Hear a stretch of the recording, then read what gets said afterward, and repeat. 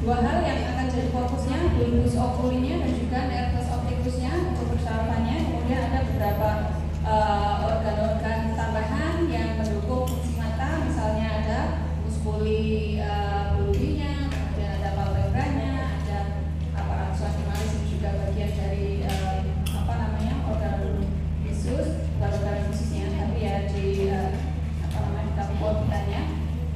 Ini juga akan termasuk yang akan kita pelajari.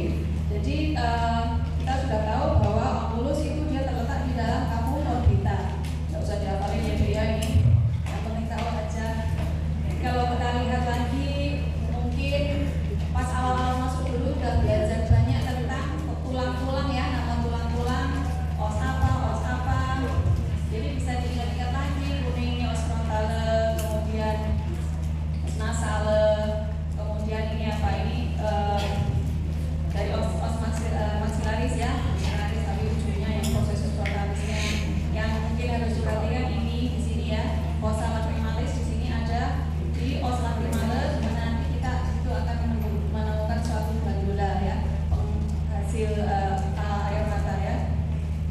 Kemudian ada banyak lagi struktur-struktur tulang yang menjadi batas dari kampung orbita, nanti bisa dibaca lagi. Mungkin yang sedikit perlu diperhatikan, diingat-ingat lagi, ini ada beberapa struktur yang penting, misalnya ada visura orbitalis yang superior, ada canalis opticus, ada yang visura orbitalis yang inferior ya. Di situ nanti mungkin diingat lagi apa struktur yang penting ada di situ. Misalnya kalau ini canalis opticus nih, apa yang keluar di situ bisa diingat lagi. Ada yang masih ingat mungkin apa yang keluar di canalis opticus? Apa deh? Nervus opticus, dan terus ada arteri ophthalmica. Ingat lagi di sini visura orbitalis yang superior, dilewati apa aja, banyak banget gitu ya. Tulang kita kan ada banyak muskuli bulbi ya, yang penggerak bola mata. Di situ kan diinervasi oleh saraf-saraf cranialis ya, yang keluarnya dari sini visura orbitalis superior. Misalnya apa? Penggerak bola mata kemarin sudah dipelajari ya, ada mustika ya, oculomotorius, trochlearis, abducens, ada nervus ophthalmicus juga, ada vena juga yang di sini ya, bisa dilihat lagi. Termasuk nanti yang di inferior apa, ini bisa dibaca-baca lagi ya. Nah sekarang untuk organ visusnya kita akan mulai dari oculus, fokus bulbus oculi dan nervus opticus. Jadi untuk bulbus opticus ini kita bisa lihat secara garis besar ada dua hal ya, isi dari oculusnya yang berupa cairan-cairan itu ya. Ada humor aqueous, ada corpus vitreum, ada lensa, kemudian ada beberapa lapisan yang terdiri dari 3 lapisan. Yang paling luar tunica fibrosa, kemudian di bawahnya ada vasculosa yang berisi terutama banyak sekali pembuluh darah ya, yang memberi nutrisi untuk mata. Kemudian ada tunica interna yang paling dalam, itu yang dia ada di situ menerima langsang cahaya yang nanti untuk penglihatan ya. Jadi kita mulai dari, secara garis besar ini kita bisa lihat di paling luar ini kita ada namanya tunica fibrosa tadi ya, tunica fibrosa yang paling luar.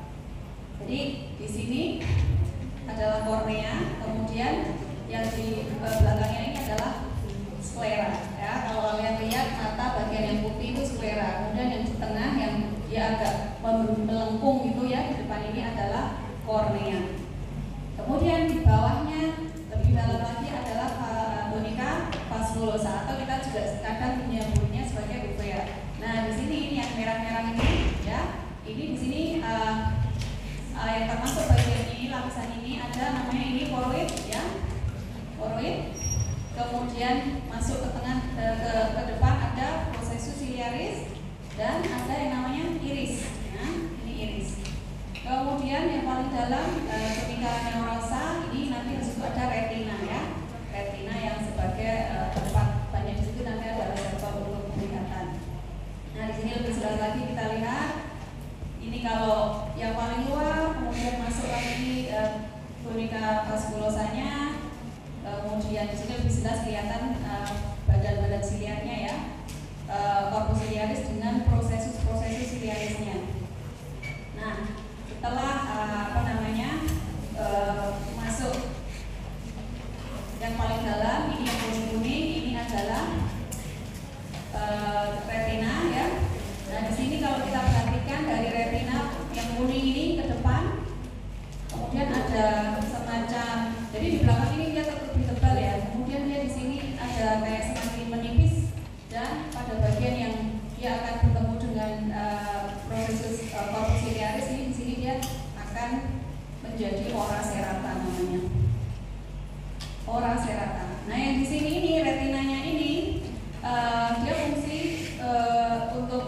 visual ya, jadi sangat berperan untuk fungsi visual. Kemudian yang tunika interna yang paling dalam yang di sini nih, karena dia kan juga terus menuju ke depan ini, di belakang iris ini, dia termasuk yang non visual. Jadi ada yang berfungsi untuk visual function, ada yang juga yang dia nggak ada kaitannya dengan fungsi visual. Nah, ini di sini lebih jelas lagi kita lihat ya. Jadi banyak sekali pembuluh-pembuluh darah yang kita lihat di bagian koroid ya.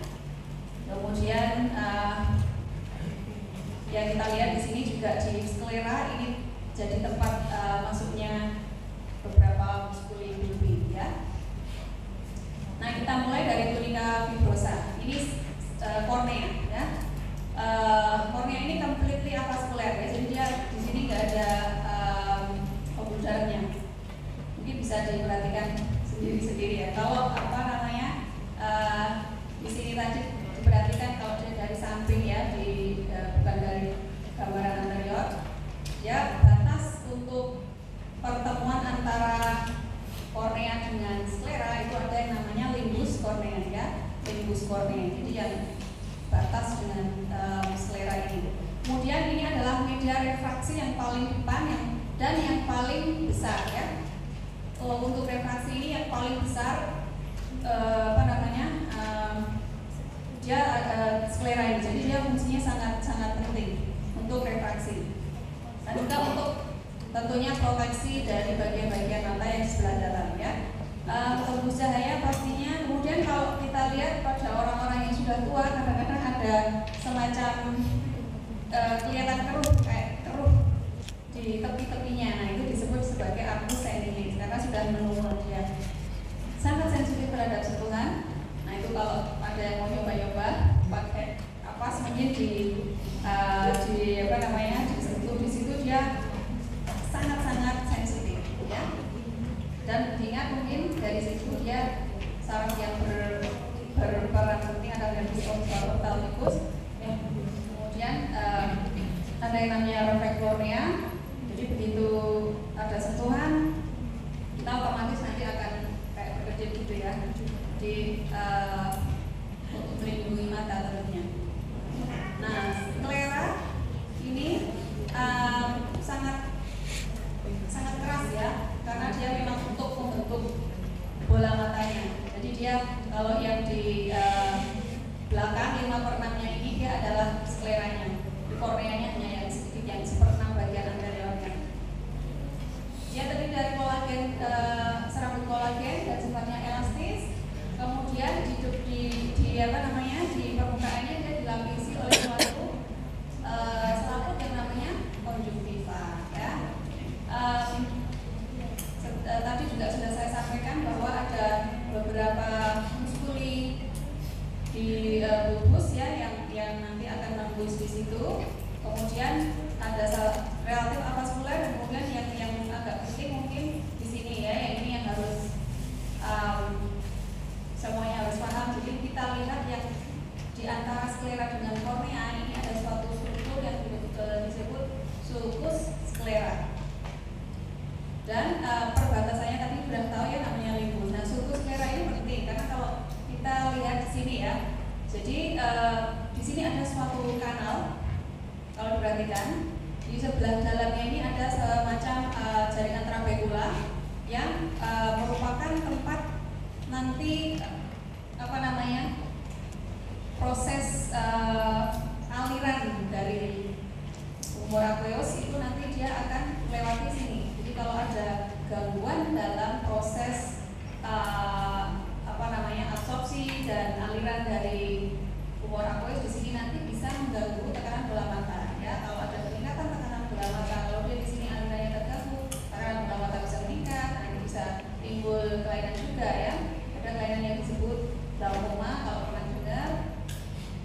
Nah, di sini penting karena dia klinisnya bisa itu tadi ya, ada kalau gangguan bisa peningkatan tekanan bola mata, bisa sampai glaukoma. Glaukomanya mungkin bisa ringan, bisa juga sampai yang berat. Nanti tergantung kayaknya nanti semester 6 kalian akan belajar lebih lanjut tentang ini di sini ya, tentang glaukoma dan sebagainya. Ini lebih jelas lagi di sini. Jadi kalau kita perhatikan ini dari sklera kornea di depan ya, kemudian di sini ada yang namanya jadi prosesus ciliaris di sini, corpus ciliaris, prosesus ciliaris ke depan ini diteruskan ke sini ada yang namanya iris ya, dan di belakangnya ini adalah lensa mata. Prosesus corpus ciliaris di sini dia akan memproduksi apa tadi namanya? Biar gak cuma saya yang ngomong, memproduksi apa deh? Aqueous humor ya. Nah dari situ aqueous humornya itu akan mengalir di sini, jadi dia pupil ya. Jadi iris sampai ke tengah, tengahnya kan bolong ya. Di sini nanti ada pupil, dia produksi cairannya melewati pupil, kemudian ke kamera okuli anterior, lalu nanti akan diserap lewat kanalis lain tadi.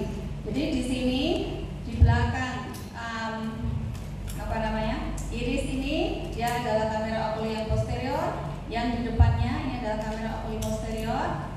Kemudian humor aqueousnya dari sini dari corpus ciliaris akan mengalir menuju ke depan, kemudian di resorpsi, dialirkan lewat kanalis lain tadi ya. Maka kalau ada kelainan itu harus hati-hati. Nah sekarang kita lanjutkan dengan tunica vasculosa ya, atau uvea. Yang tiga, yang utama tadi sudah saya sebutkan ada koroid, kemudian ada prosesus corpus ciliaris, ada iris. Nah ini tadi di puncaknya dia akan menjadi pupil ya. Banyak pembuluh darah sudah saya sampaikan tadi. Fungsinya tentu untuk memberikan nutrisi ya, karena di situ banyak pembuluh darah. Nah ini kalau kita perhatikan gambar ini mungkin lebih jelas ya.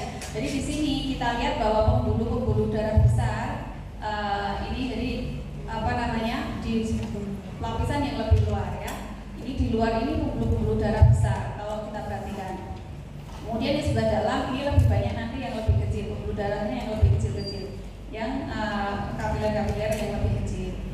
Kemudian salah satu yang penting mungkin di sini ya, jadi di retina ini kita perhatikan di tengah-tengahnya ini masuk arteri vena centralis retina ya, yang nantinya akan memberikan vaskularisasi terhadap retina. Kemudian ini corpus ciliaris. Di sini ujungnya apa namanya membuat kayak berlanjut ke depan membentuk iris. Kemudian ini adalah lensa. Kalau kita perhatikan ini dari corpus ciliaris sampai ke lensa ini ada semacam penggantung ya, penggantung atau ligamentum suspensorium. Kalau apa namanya suspensi itu kan dia menggantung, jadi dia ligamentum suspensorium. Nah, yang penting juga adalah ini apa namanya adanya musculus ciliaris yang sangat penting untuk proses akomodasi. Jadi lensa dia akan bisa kontraksi atau relaksasi ya, yang sangat penting untuk apa namanya, misalkan dia perlu far vision atau kalau jarak dekat itu apa? Close vision, pendek, near vision, jadi lagi sejenisnya. Nah kayak gitu. Tadi dia perlu akomodasi, apakah dia perlu far vision atau harus melihat dekat dan supaya lebih jelas. Itu nanti dia juga sangat penting fungsi dari musculus ciliaris ini. Pastinya dia tempat pelekatan lensa ya, ini bukan dengan ligamentum suspensorium. Oke. Nah, jadi mungkin diingat-ingat lagi kita sudah belajar tentang sistem saraf simpatis dan parasimpatis ya. Di sini kita lihat kalau ada saraf parasimpatis yang teraktivasi, musculus ciliarisnya ini akan kontraksi. Kalau dia kontraksi, jadi ini ligamentum tadi juga ada istilah lain yang menyebut zonula zinii ya. Jadi dia zonulanya ini akan relax ya. Kalau relax berarti hemisferis, lebih tebal, sehingga dia untuk penglihatan jarak dekat itu dia lebih jelas ya.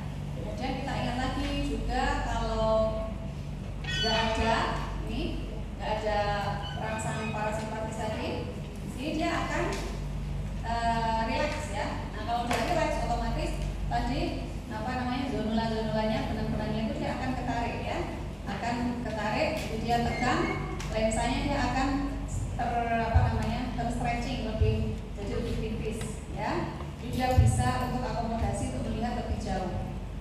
Itu bisa diingat-ingat lagi. Nah ini iris, ini adalah struktur yang berpigmen. Kalau kita orang Indonesia kebanyakan kita mungkin nggak tahu ada yang coklat enggak ya.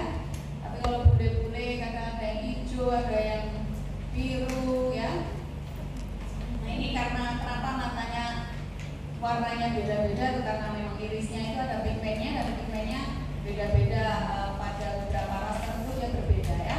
Dan dialah yang akan membagi ruang di kornea ya. Ini ada anterior chamber, ada posterior chamber, dan fungsinya adalah mengatur jumlah cahaya masuk pupil. Nah ada satu lagi yang juga penting, ini diingat-ingat lagi juga kemarin fungsi cara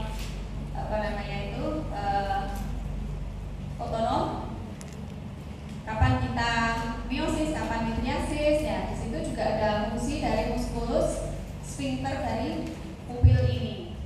Nah ini lebih jelas lagi mungkin di sini ya. Jadi kenapa pupilnya itu bisa melebar, bisa mengecil, itu karena memang ada otot yang sudah didesain sedemikian rupa sehingga kalau dia kontraksi itu nanti dia bisa entah itu mengecilkan pupil ataupun melebarkan pupil. Termasuk obat-obat tertentu yang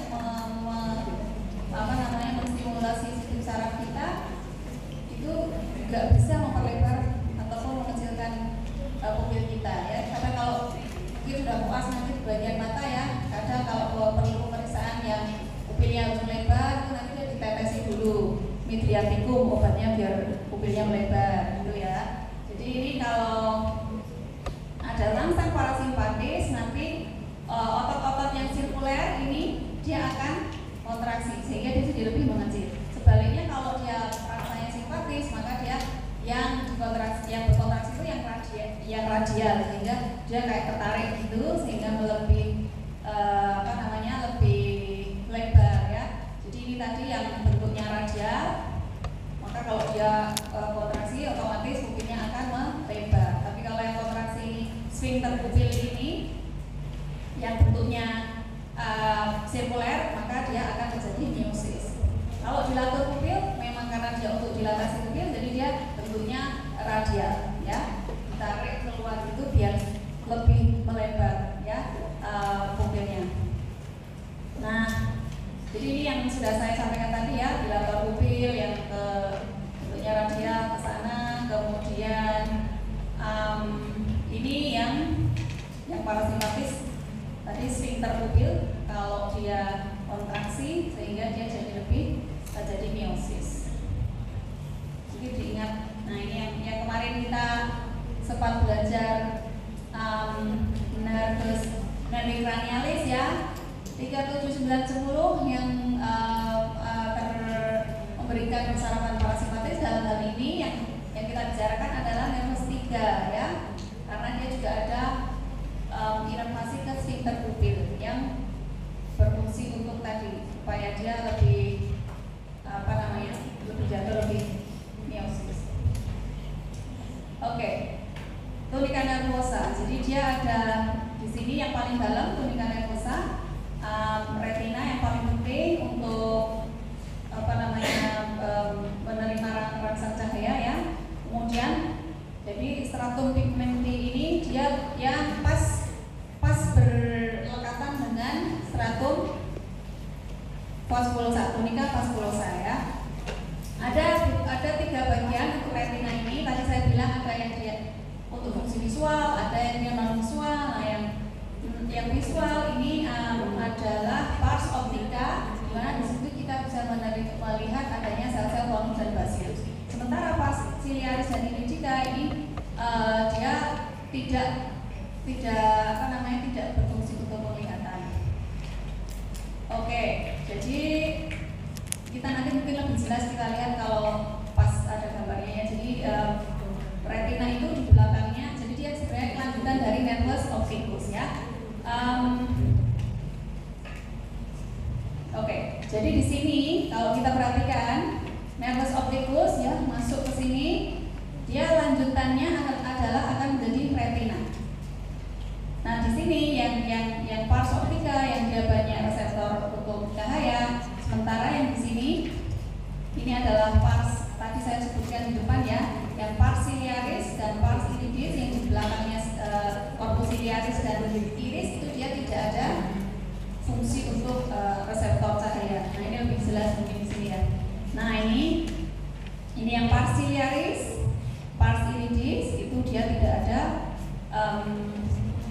fungsi visual. Mungkin yang perlu diperhatikan lagi juga di sini kalau kita lihat begitu masuk ke dalam bola mata, ini ada bagian yang penting yang di situ jika diterima bayangan diterima atau cahaya bayang atau bayangan benda yang muncul di sini itu dia akan paling jelas ya. Di sini disebut sebagai makula. Kemudian di tengah-tengahnya itu adalah titik di mana untuk gambaran atau bayangan yang jatuh di situ dia akan paling jelas, namanya fovea centralis di sini. Ya. Kemudian yang penting lagi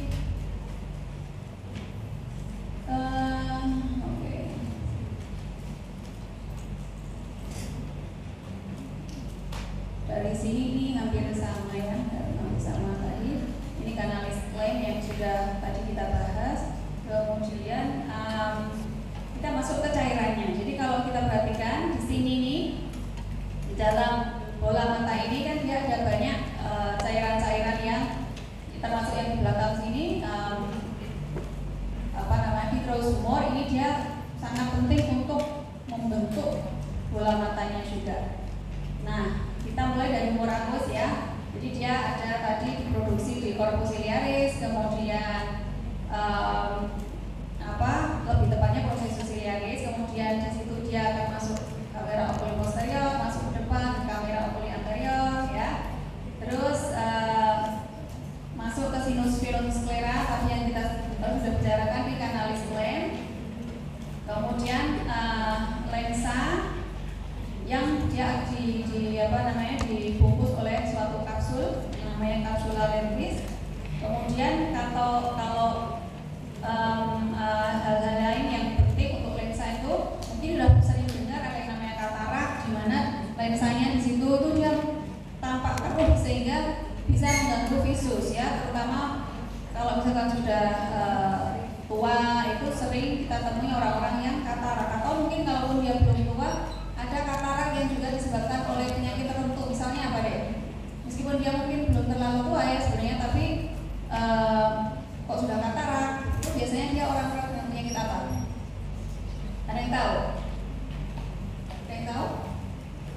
Nah, diabetes ya. Jadi orang-orang yang diabetes mellitus itu juga sering dia lebih sering terkena katarak daripada orang-orang yang normal. Jadi kalau mau lihat, mungkin ada yang pernah lihat orang katarak mata lensanya seperti apa?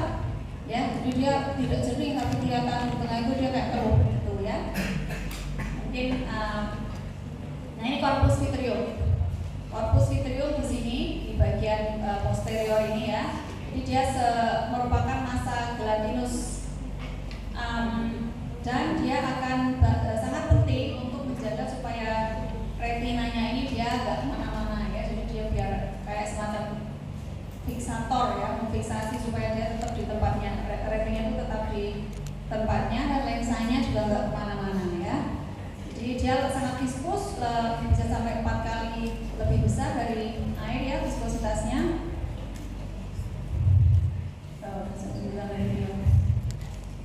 Oke, kemudian nanti urut-urutan bagaimana cahaya diterima sampai ke korteks di penglihatan nanti bisa dibaca juga. Vaskularisasi untuk otot-otot, muskuli-bulbi yang kemarin juga saya yakin sudah skilab ya, skilab semua yang untuk pemeriksaan visus dan sebagainya ya. Jadi kalau diingat-ingat lagi ada 6 otot mata yang harus kita perhatikan.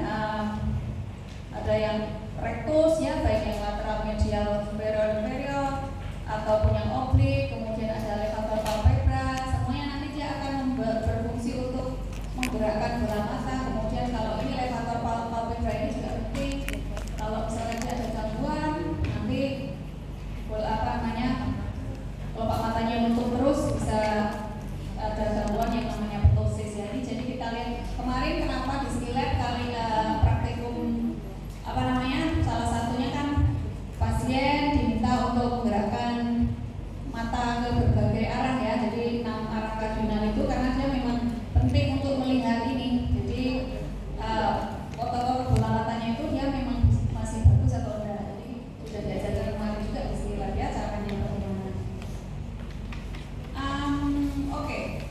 Jadi palpebra di situ juga di dalamnya itu dia juga dilapisi oleh suatu mukosa yang disebut konjungtiva ya. Kemudian dia karena dia di palpebra makanya dia disebutnya konjungtiva palpebra. Jadi kalau dibuka gini lapisan dalamnya, sebelah dalamnya itu kan ada mukosanya yang dilapisi oleh konjungtiva, maka dia disebut konjungtiva palpebra. Kemudian ini ada yang saya sebutkan tadi ya.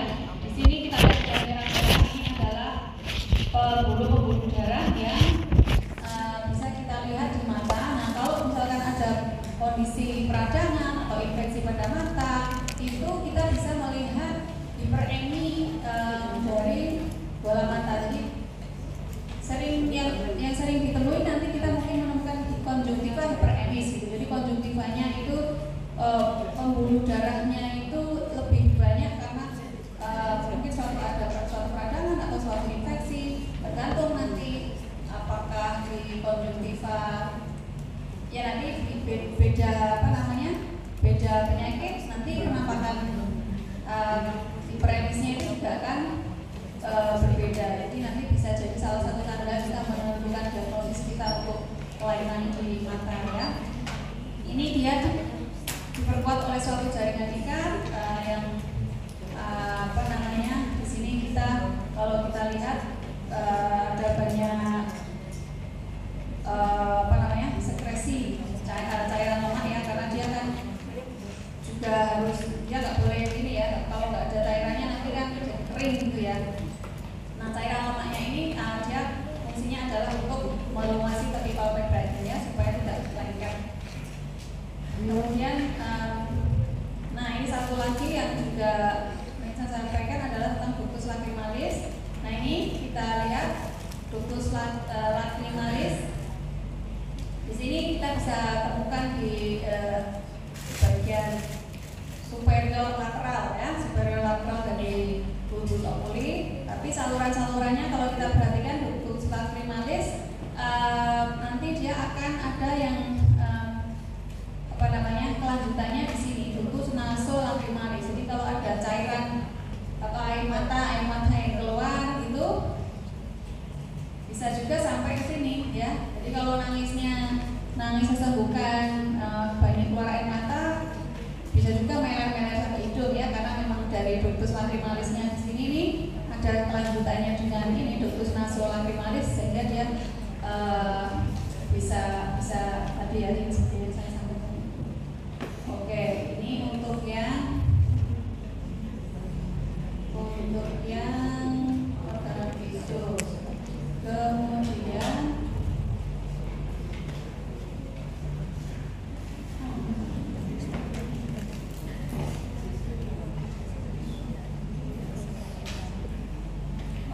jadi kita lanjut dengan organ vestibulocochlearis. Ini sepertinya lebih banyak materinya, jadi nanti mungkin akan banyak yang saya skip, tapi bisa dibaca sendiri dan diperdalam besok ya. Jadi kita di sini yang dipelajari adalah organ vestibulocochlearis, karena ada yang fungsinya untuk auditorik, ada juga yang untuk keseimbangan ya. Dua-duanya kita pelajari, dan ini semuanya organnya di dalam telinga. Jadi nanti kita akan mulai dari struktur telinga, mulai dari yang paling luar sampai masuk ke dalam. Kalau kita bagi ada auris eksterna, media, dan interna ya. Kita bisa bagi lagi yang eksterna itu auricula yang ini ya, telinga ini yang di luar yang bisa kita lihat. Kemudian ada meatus, acusticus, externus, lubangnya.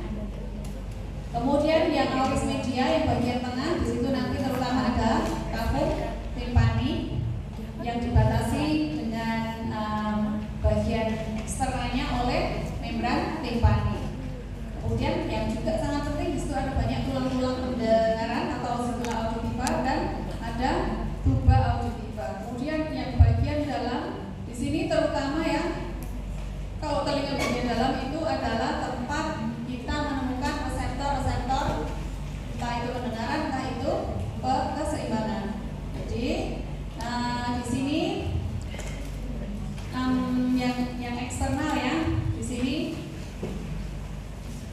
kalian nggak lihat ini ya, setelah apa namanya, kalau saya gerakkan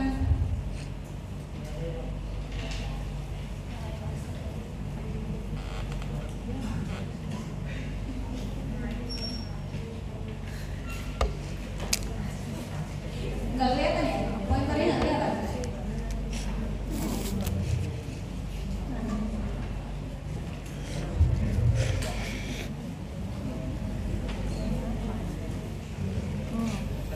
Ini bisa ya?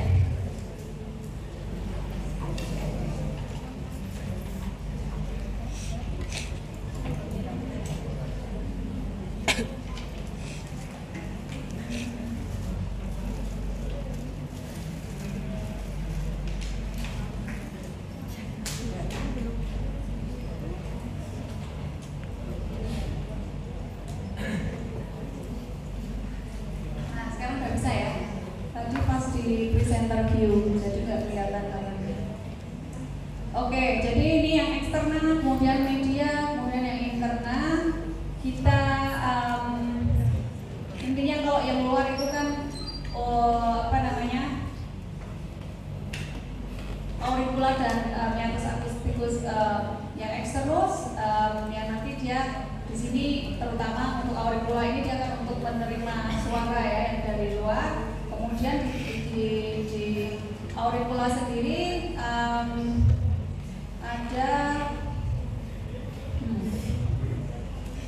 ada yang pars osseus, ada yang pars cartilaginous, karena di sini terdiri dari tulang-tulang.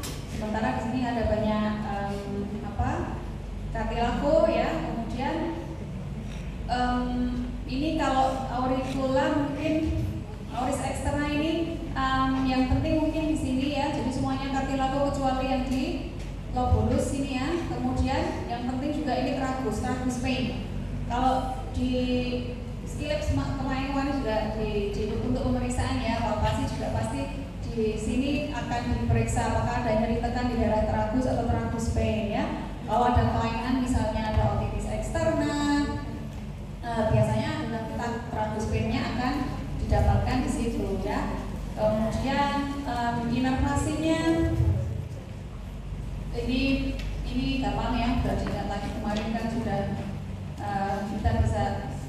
kita belajar banyak tentang persarafan. Jadi yang penting diingat aja, ini kalau yang merah-merah ini nervus vagus dan nervus 7 termasuk yang memberikan inervasi ke telinga luar ya. Jadi yang sebelah lebih ke bagian bagian dalam ya. Kemudian meatus acusticus externus tadi yang cartilago di lateral ya, sementara di dalamnya itu yang osseus. Kemudian ada yang penting juga di situ ada yang namanya kelenjar penghasil ini cerumen ya. Ada yang suka korek-korek kuping nggak? Ya, korek-korek kuping. Tapi harus hati-hati ya, karena jangan nanti malah yang dipakai buat korek kuping itu nggak bersih. malah jadi infeksi di situ karena ada teman saya itu dia hobinya gini waktu itu masih di BFT masih sekolah ya, dia sampai infeksi karena saking saking hobinya ngorek-ngorek kuping itu harus treatment lumayan serius waktu itu ya, jadi harus hati-hati juga. Kemudian ini kalau kita pengen, karena kan kalau kita perhatikan meatus acousticus externus ini bentuknya dia nggak lurus gitu ya, jadi dia agak naik dikit. Maka kalau kita pengen melihat gambaran dari membran timpani lebih jelas, maka dia harus sedikit ditarik ya ke atas, superior, posterior, lateral. Jadi dia lebih untuk melihat bagian tengah dari dari telinga atau lihat membran timpaninya itu dia bisa lebih jelas. Nah kalau ini yang juga mungkin perlu diperhatikan. Kalau kemarin sudah melakukan otoskopi atau skilab ya, mungkin bisa melihat phone of light. Lihat semua nggak kemarin? Lihat ya. Jadi kalau kalau tidak kalau melihat skilabnya benar-benar, insya Allah pasti bisa melihat gitu. Kayak pantulan cahayanya waktu dilihat itu ya, terutama kalau pakai otoskop lebih jelas lagi. Nah ini ada beberapa struktur yang mungkin juga penting. Di sini ada yang namanya umbo yang merupakan ujung dari malleus ya. Kemudian yang penting lagi ini adalah, jadi kan kalau membran timpani ini kan di tengah-tengahnya dia kayak semacam lapisan membran mukosa gitu ya. Tetapi di luarnya itu dia ada jaringan ikatnya, jadi jaringan pengikatnya yang membentuk yang namanya ini anulus fibrocartilagerosa ini ya. Jadi di luarnya. Jadi terus dari membran mukosa ini di sini dia di malleus ini dia ada kayak semacam lipatan. Jadi dia disebut karena di malleus ya, lipatan itu kan plika kalau istilah anatominya.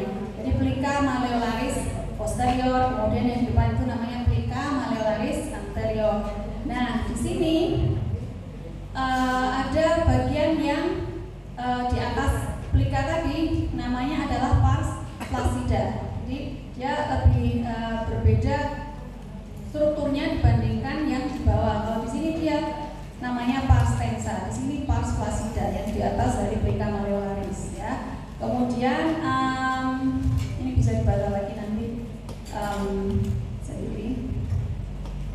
Nah ini kalau kemarin pas pakai otoskop bisa sempat melihat mungkin lebih seperti ini ya kelihatannya ya. Jadi ini ada prosesus malleolarisnya, ujungnya adalah umbo, kemudian di sini ada cone of light-nya.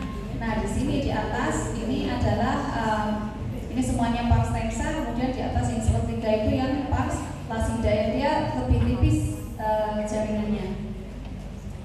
Nah satu yang perlu diperhatikan adalah ini. Jadi bisa ada beberapa kasus di mana membran timpani itu mengalami perforasi ya. Penyebabnya bisa banyak. Salah satunya adalah infeksi. Misalnya ada otitis media yang di situ dia ada pengumpulan sekret pus yang banyak sehingga tidak bisa menahan lagi, sehingga dia kayak jebol gitu. Nah kalau dalam hal seperti itu nanti biasanya rupturnya akan tidak beraturan dan sembuhnya justru makin susah. Karena jadi kalau pada kasus seperti itu kadang-kadang perlu dilakukan insisi pada membran timpaninya yang namanya myringotomi. Jadi di sini dibuat semacam insisi untuk mengalirkan tadi pus-pus yang ada di dalam ya, cairan-cairan karena adanya infeksi di telinga tengah, supaya dia nanti kalau di insisi gini kan dia kan lukanya lebih teratur, kemudian penyembuhannya juga lebih bagus. Kemudian satu lagi nih, kalau diingat-ingat lagi dulu ini korda timpani, Anda masih ingat korda timpani itu salah satu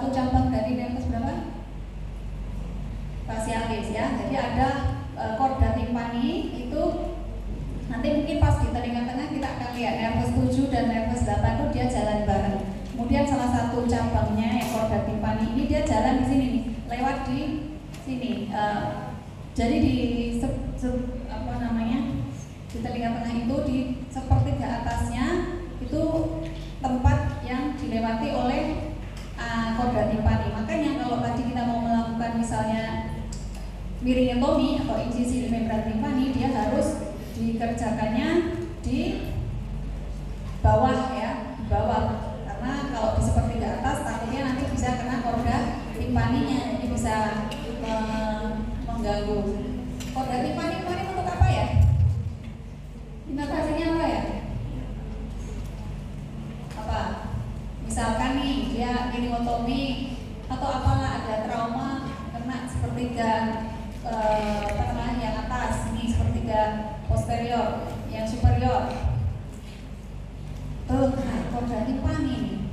Kira-kira bakal apa? Korda timpani kemarin dia untuk inovasinya apa sih? Sensoris?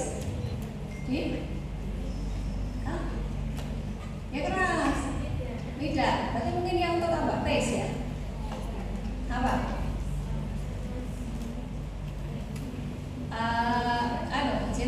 General sensory. Yakin? Oke, jadi apa namanya? Kalau misalkan ada apa namanya tadi, ya harus perhatikan ya kalau kita mau insisi itu di mana. Biasanya ini untuk membantu, ini membran timpani dibagi menjadi kuadran-kuadran ini ya. Jadi yang anterior, posterior, entah itu superior atau inferior ya. Jadi ya ini pembagiannya lewat ini ya, manubrium-malei, garis ditarik garis lurus itu. Kemudian untuk telinga tengah ya, yang paling penting, maaf, alarm saya sudah bunyi, harus pesan gojek untuk anak saya, izin dulu bentar ya. Mohon maaf ini maklum mama.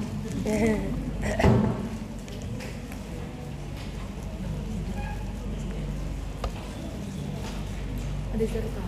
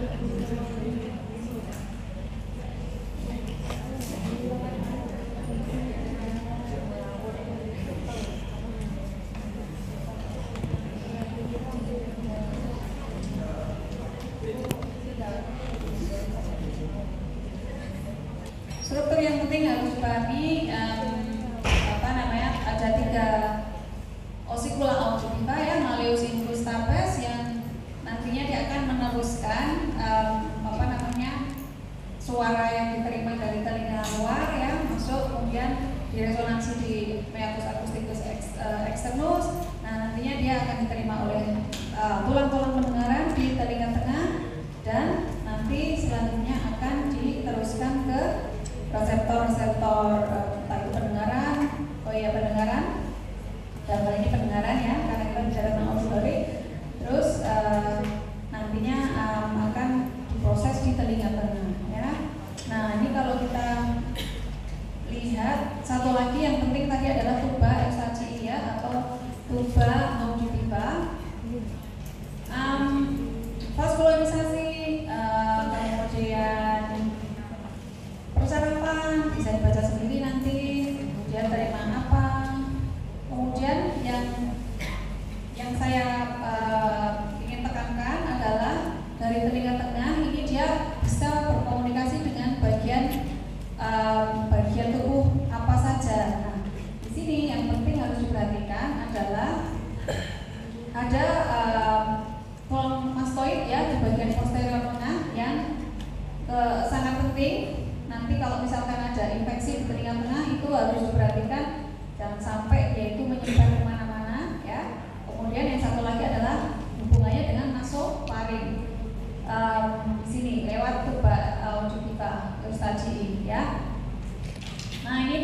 kalau kita perhatikan lagi membran timpani, kemudian di sini adalah telinga tengah, di mana di situ ada malleus infustabes, kemudian di atas tulang-tulang pendengaran ini ada yang kita sebut recessus epitimpanicus, ya. Yang ini kafumnya atau ruangannya disebut sebagai kafum timpani. Fungsinya tadi sudah saya singgung juga, jadi dia mentransmisikan getaran, ya, getaran dari membran timpani, kemudian lewat tulang-tulang itu nanti akan ke bagian dalam, ya, karena dia bisa bergerak, ya, tulang-tulang ini. Kemudian ada batas-batas dari telinga tengah yang kalian nanti bisa lihat detailnya di Sobota edisi 1 halaman 387. Ya, jadi karena kita batasan waktu nanti bisa dilihat. Masih ada yang pakai Sobota nggak ya sekarang? Masih ya. Karena dulu saya masih kayak wajibnya itu Sobota. Nggak tahu sekarang pakai apa. Masih dipakai ya? Masih di lemari juga saya buka kalau apa namanya buku referensi itu saya tetap mau buka Sobota. Yang lain biasanya pada pakai apa? Hah? Pakai apa? Fotokopian menurun. Boleh ya, fotokopian dari asisten dari teman-teman boleh, tapi Facebook tetap perlu dilihat, ya. Saya tetap masih menyimpan fisiologi danau, terus kemudian segala macam buku-buku yang itu ya masih saya simpan rapi di lemari saya. Jadi kalau sewaktu-waktu saya butuh masih saya buka. Oke, jadi ini tadi yang saya sampaikan. Saya sambil monitor project, sorry. Ini tadi dari telinga tengah. Kalau kita perhatikan, ini dia ada hubungan langsung dengan di sini, di mastoid, ya. Jadi ada, kalau kita lihat di sini kan komunikasinya dia nggak ada tulang pembatasnya. Jadi yang namanya antromastoidium pas di belakangnya. Kalau misalkan terjadi telinga tengahnya itu infeksi, ya, otitis media yang tidak treatment dengan benar, dia bisa masuk ke mastoid juga nantinya. Kemudian juga pada misalkan ada yang batuk pilek, kemudian infeksi dari apa namanya telinga hidung, ya, itu kadang juga dia bisa menyebar juga sampai ke telinga karena adanya ini dari tuba eustachi, terutama yang harus diperhatikan itu pada anak-anak, ya. Jadi seringkali mungkin dia cuma batuk pilek, ternyata dia nyebar sampai ke telinga. Karena strukturnya kalau pada anak itu dia sedikit berbeda dengan dewasa, dan dia lebih cenderung lebih gampang untuk dia mencapai telinga tengah kalau pada anak-anak. Ini tadi yang saya sampaikan. Nah, ini yang mungkin di telinga tengah ini kalau kita perhatikan ada semacam tonjolan, ya, tonjolan dari di kokea itu dia kan agak nonjol. Nah, dia membentuk kayak semacam tonjolan yang terlihat di telinga tengah yang namanya promontorio. Di sini nanti akan ada anyaman serabut saraf, ya, yang akan mempersarafi daerah sekitarnya ini, ya, asalnya. Jadi dia berasal dari cabang-cabang ini. Jadi plexus caroticus, ya, kemudian juga cabang-cabang dari ini. Kalau kita lihat ini dari arteri carotis internal, di luarnya ini kan banyak kayak plexus anyaman serabut saraf yang membuat percabangan juga ke dalam telinga tengah. Jadi di situ nanti dia salah satunya akan menginervasi di daerah telinga tengah. Ini mastoid, ya, yang tadi saya bilang. Jadi hanya pas di atas tegmen timpani, ya. Makanya dia harus hati-hati kalau misalkan terjadi infeksi, harus diperhatikan betul, jangan sampai dia menyebar ke sana. Kemudian tuba ya, tuba auditiva ini penting, harus diperhatikan betul kalau terutama punya adik bayi masih balita, baru bela nggak sembuh-sembuh, kok terus jadi panas, kadang-kadang dokter anak juga nanti akan melihat juga periksa telinganya, pasti gitu ya, telinganya ada enggak, ada kelainan enggak.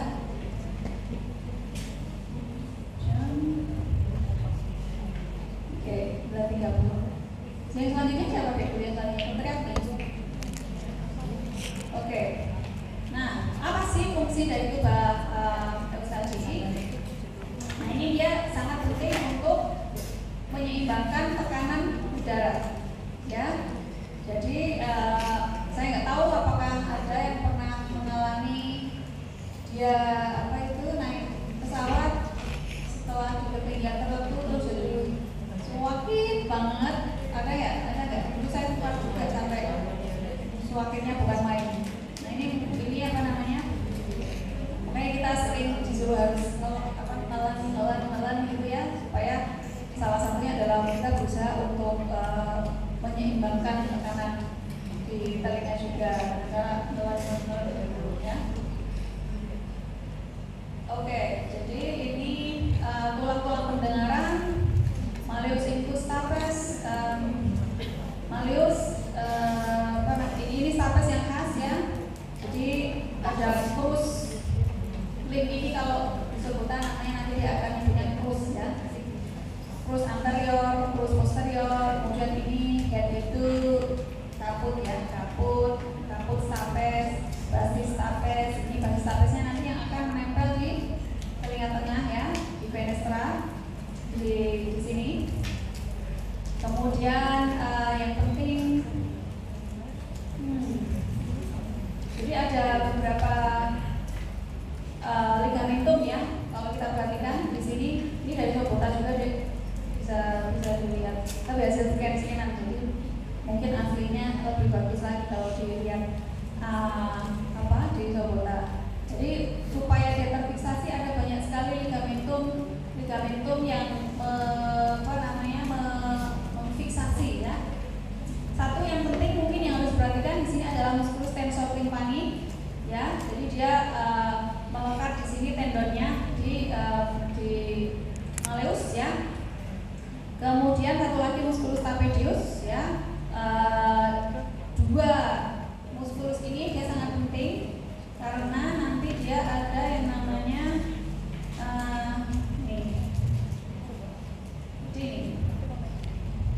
kalau ada suara yang sangat keras, itu nanti otot itu yang tadi saya sebutkan dia akan berkontraksi supaya melindungi, intinya dia akan tulang-tulang pendengarannya itu akan lebih ditarik ke arah bagian telinga tengah supaya tidak terlalu banyak hantaran ke telinga dalam ya, karena saking tingginya. Jadi dia dikontraksi, otot tulang-tulang pendengarannya lebih ditarik ke bagian telinga tengah supaya tidak terlalu nanti kan tinggi sekali karena suaranya saking tingginya, jadi harus melindungi supaya tidak terjadi perangsang yang terlalu berlebihan ya. Jadi dia kontraksi dua-duanya, stapedius dan tensor tympani itu tadi.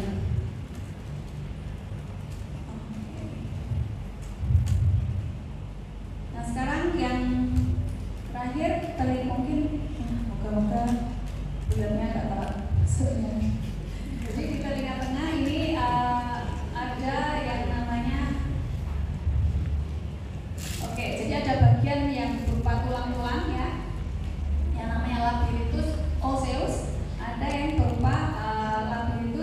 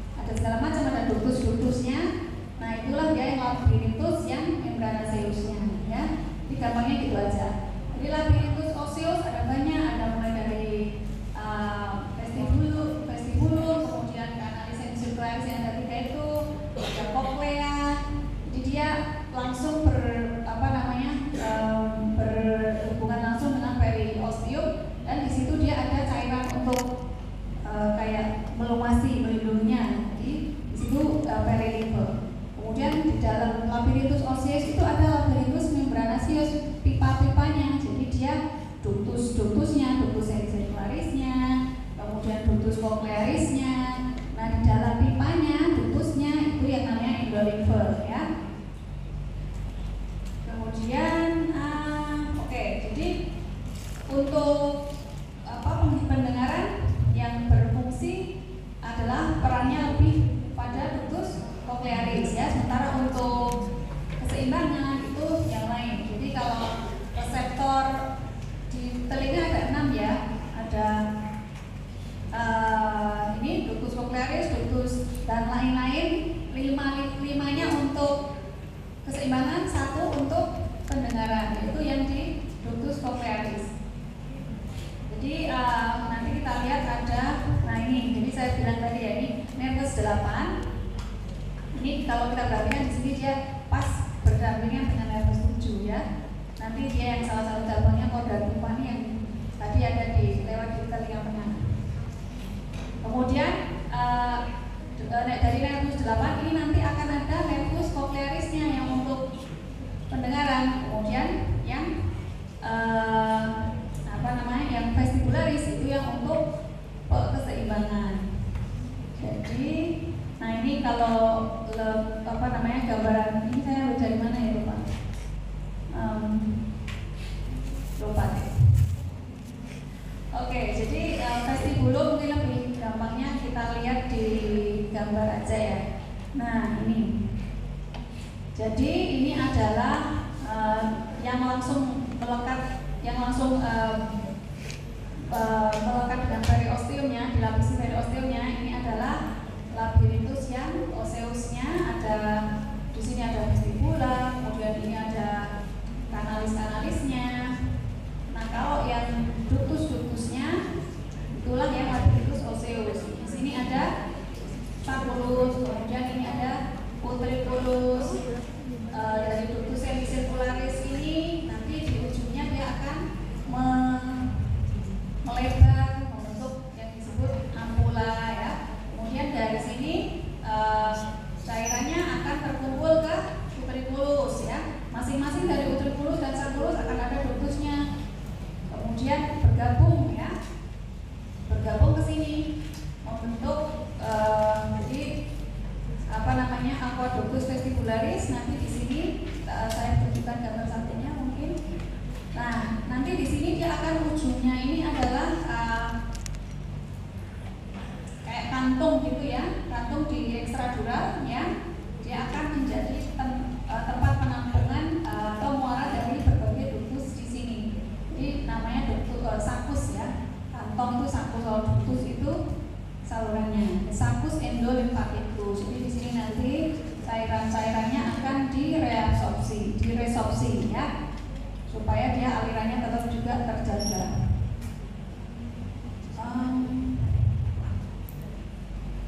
Oke, jam berapa?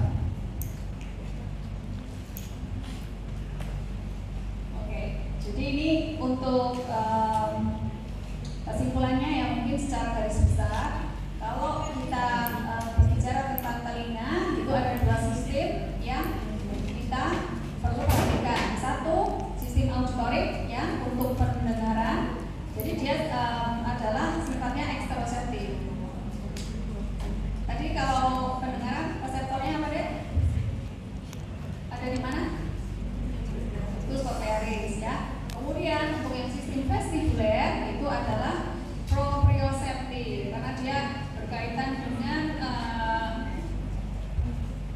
jadi dia harus mendeteksi posisi tubuh ya, terutama dari gerakan kepala.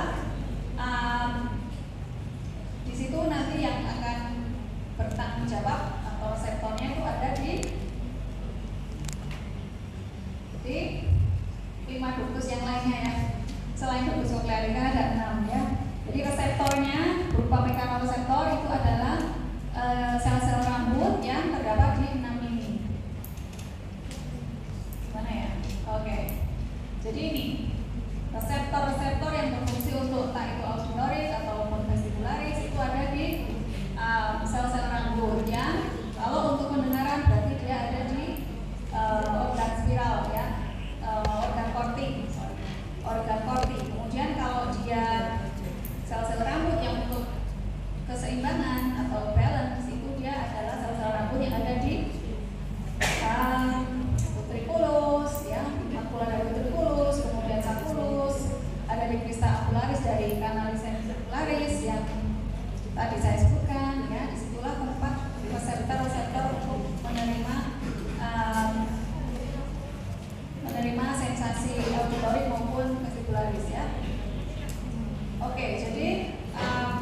Tujuannya mengubah energi mekanis ya, makanya dia disebut mechanical receptor. Kalau pendengaran berarti dia dari suara, kemudian keseimbangan dari pergerakan kepala, kemudian diubah menjadi suatu energi elektrokimia. Oke, jadi ini reseptor yang tadi saya sampaikan ya, kalau di fulus dan subfulus dia ada namanya makula. Kemudian juga ada kristal ini sebagai reseptor, tapi tidak dibaca sendiri ya, ini apa namanya, tinggal baca aja nanti. Ini yang saya juga sempat sampaikan tadi, ada 6 tempat yang mengandung reseptor-reseptor untuk apa namanya, di telinga tengah ya, 5 untuk keseimbangan, 1 untuk pendengaran. Oke, jadi satu lagi yang ini ductus cochlearis ini kalau kita perhatikan ada struktur yang juga penting. Jadi dia ada semacam membagi gitu ya, ini ya. Yang biru ini adalah ductus cochlearis. Ini nanti diantaranya ini ada yang namanya skala vestibuli dan juga skala timpani. Kemudian yang sangat penting itu di sini kita organ spiralis ini yang letaknya ada di sini ya. Jadi ini mungkin nanti Bu Yanti juga akan menjelaskan ya segala histologinya ya. Urut-urutan rangsangan apa namanya pendengaran nanti bisa baca. Ini yang untuk slide-nya nanti mungkin bisa minta ke ketua kelasnya ya.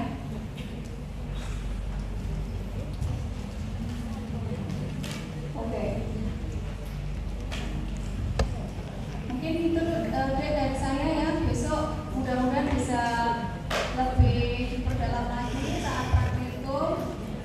Mohon dimanfaatkan dengan baik waktu untuk praktikumnya, karena ya kita tahu sendiri ya, ini waktunya kuliahnya misalnya 100 menit, materinya banyak, jadi harus belajar mandiri. Saya ucapkan selamat belajar, kita ketemu minggu depan, mudah-mudahan